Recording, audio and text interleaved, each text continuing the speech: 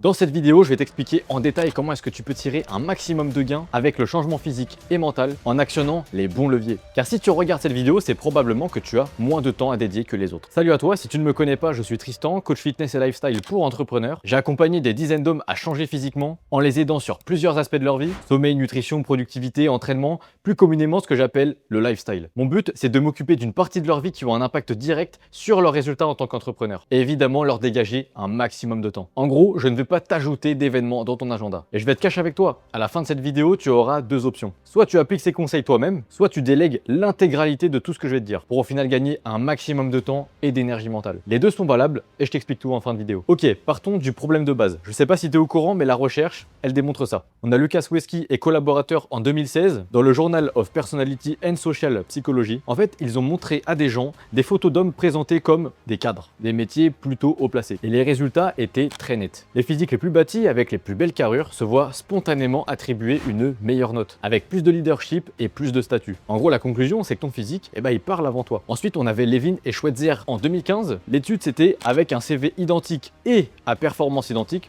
Très important de le notifier. Les personnes en surpoids sont jugées moins compétentes, pas réellement moins bonnes, mais jugées moins compétentes. Encore une fois, ça montre que ton apparence joue un rôle crucial dans l'équation. Ensuite, on avait Gotler et collaborateurs en 2017 sur une revue de 50 études, donc ça commence à quand même peser, qui montrait au final que le surpoids coûte concrètement en énergie et en jours de productivité au travail. Alors attention, tout ça ne veut pas dire que le physique fait le talent, loin de là. Mais tout démontre en tout cas comment les gens te perçoivent, et c'est une énorme force, mais également ce que tu peux fournir. Donc lorsque tu veux collaborer avec quelqu'un, au final, il va d'abord te regarder, il va d'abord te voir, et il pourrait très bien avoir beaucoup plus confiance si jamais tu n'étais pas en surpoids, si jamais tu avais un bon physique, une belle apparence. Tu aurais bien plus de leadership rien qu'avec ton apparence. Ça m'étonnerait que tu sois en train de me regarder si justement j'étais en surpoids. Également parce que je suis coach fitness, donc évidemment ça serait peu crédible. Mais peu importe le domaine, tu vas globalement plus écouter quelqu'un qui a une apparence plutôt fit, plutôt musclé, plutôt sec que quelqu'un en surpoids. Et c'est un fait, c'est les études qui le démontrent. Et enfin la plus belle preuve que j'ai, donc là c'est un petit peu compliqué à prononcer, Stachkovich et Lutan en 1998, une méta-analyse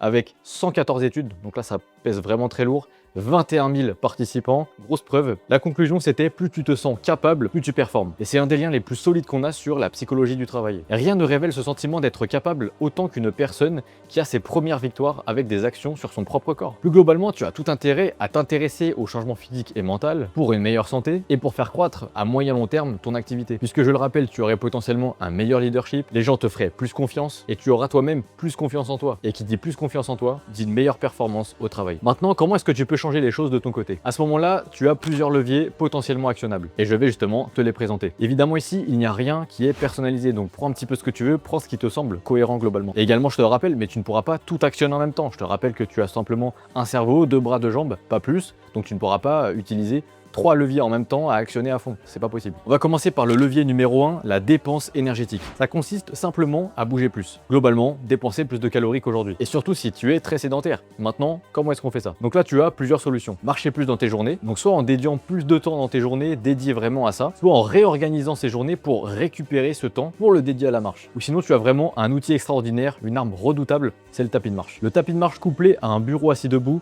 c'est littéralement un game changer. Je parle sincèrement. Pour reprendre en main ta composition corporelle, donc perdre du gras, c'est honnêtement un game changer. Parce qu'au final, tu vas pouvoir marcher sans vraiment perdre de temps puisque tu pourras travailler en même temps. Et en dernier recours, je dirais que tu as le cardio. Ça peut être du vélo, de la course à pied, peu importe. Parce que ça va créer une dépense, certes, moins longue que marcher car tu vas dépenser plus rapidement des calories. Mais le coût, c'est la fatigue. Tu vas être relativement plus fatigué plus rapidement. Ça peut déjà nuire à ta productivité. Donc attention à bien organiser tes journées pour pas avoir du cardio juste avant un gros deep work. Ça va pas fonctionner. Il va falloir vraiment être intelligent sur le management de l'intensité de ce cardio. Car ça pourrait également avoir un effet néfaste sur ton déficit. Mais concrètement, en brûlant plus de calories, tu t'assures d'être beaucoup moins facilement en surplus calorique et donc d'accumuler de la masse grasse. Même sans faire attention à ton alimentation, tu peux déjà t'assurer un minimum de choses. Le deuxième levier, c'est maîtriser ses apports caloriques. Justement, maintenant que la dépense, on est ok avec ça, maîtrisons les apports. Comme ça, on va pouvoir piloter les deux gros facteurs qui ont un impact sur ton poids de corps. Les apports, c'est tout simplement tout ce que tu vas manger. Et forcément, il va falloir compter. Ou au moins calculer une fois plus ou moins ce que tu fais. Car si tu n'as aucune idée de tes apports journaliers, ça va quand même être très compliqué d'avoir une estimation de tes calories journalières. Alors je dis pas que tu es obligé de traquer à 100% 100% tout ce que tu fais tout le temps. Mais globalement, bah, c'est mieux. Et c'est un concept que j'appelle l'échelle de précision du tracking. J'en ai fait une vidéo dédiée aux membres que j'accompagne et selon moi, c'est vraiment un concept clé pour devenir autonome et avoir une charge mentale vraiment réduite. Car tu vas pouvoir maîtriser tes apports et également ta dépense comme on l'a vu avant, sans vraiment avoir besoin de constamment traquer tes calories tous les jours à 100%. D'ailleurs, si la vidéo t'intéresse, tu m'envoies échelle de précision sur Instagram en message privé, comme ça je pourrais te l'envoyer directement. Concrètement, si on devait résumer le levier numéro 2, tu devrais te créer un plan pour au moins avoir une idée de tes apports. Combien est-ce que tu manges sur une journée classique, globalement? Comme ça, tu vas pouvoir t'assurer d'être en déficit calorique. Et pour savoir combien de calories tu dois manger, tu as mon calculateur sur mon site internet. Tu as le premier lien en description. Et c'est un des calculateurs les plus précis car il prend en compte ton objectif et ton nombre de pas, ce qui est plutôt rare. Levier numéro 3, l'entraînement en résistance. La base de tout pour construire de la masse musculaire,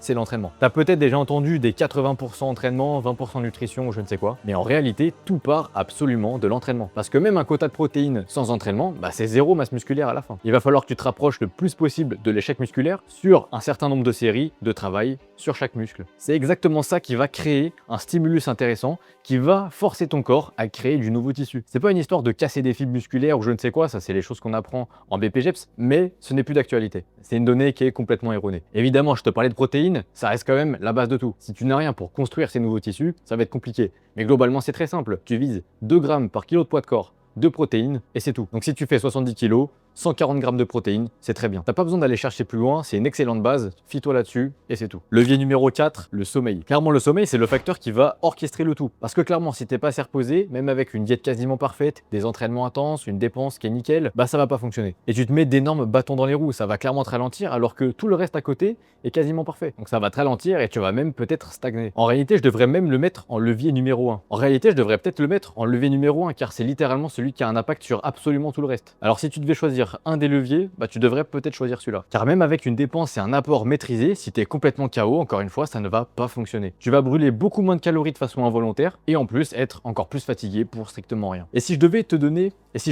le premier axe d'amélioration, vraiment le 80-20%, la loi de Pareto, 20% d'actions qui t'amènent le 80% de résultats, l'action qui a le plus fort impact, c'est tout simplement de te coucher et te lever aux mêmes heures. Pour le sommeil, ce qui bat absolument tout le reste, c'est la régularité. Et c'est justement une des choses que je mesure dans mon accompagnement, la régularité sur le coucher. Car à ce moment-là, tu n'auras presque même plus besoin de réveil pour te réveiller. Tu auras des réveils naturels, sans réel brouillard mental, un endormissement quasi instantané, et ça je sais que tout le monde en rêve. Et pourtant c'est réellement accessible, tu as juste à te coucher aux mêmes heures. Je sais que c'est compliqué, mais il faut réellement essayer de se forcer. Alors applique ça et tu seras déjà pas mal. Levier numéro 5, la marche méditative. C'est un levier un petit peu bonus, clairement c'est pas celui qui aura le plus gros impact sur toi, ou en tout cas sur ton physique, mais en tout cas il a un énorme impact sur ton bien-être au quotidien. Ça va te permettre de réduire le stress lié aux différentes performances, que ce soit le travail, le sport ou peu importe, avoir un esprit globalement beaucoup plus apaisé. Et c'est pour ça que je te recommande clairement d'avoir dans tes journées au moins un bloc de 30 minutes peut-être pour marcher. Simplement marcher sans aucune distraction et je vais y revenir juste après. Comme ça en plus au passage, tu coches ta case de la journée pour marcher, faire ton nombre de pas parce que ça va compter, mais d'une façon encore plus productive car tu vas faire une autre chose en même temps. Et cette chose c'est un petit peu contre-intuitif mais en fait tu ne vas rien faire. L'objectif reste d'être dans un environnement relativement très calme, sans distraction, sans bruit, pour que tu sois le plus possible reconnecté à l'instant présent, sans qu'il y ait une voiture ou un mec bourré qui vienne te déranger ou quoi que ce soit. En fait, il faut simplement que tu rentres dans un état quasiment méditatif. En fait, il faut vraiment pas que tu sois déconcentré de cette espèce d'état méditatif. En fait, il faut vraiment que tu le vois comme un instant dédié à toi, vraiment pour toi et toi seul. Clairement, personne ne peut te déranger et ça, vraiment, ça n'a pas de prix. Au début, je sais que ça va être assez dur parce que tu auras envie de dégainer le téléphone, de trouver une distraction, etc., de sortir de cette espèce d'état un petit peu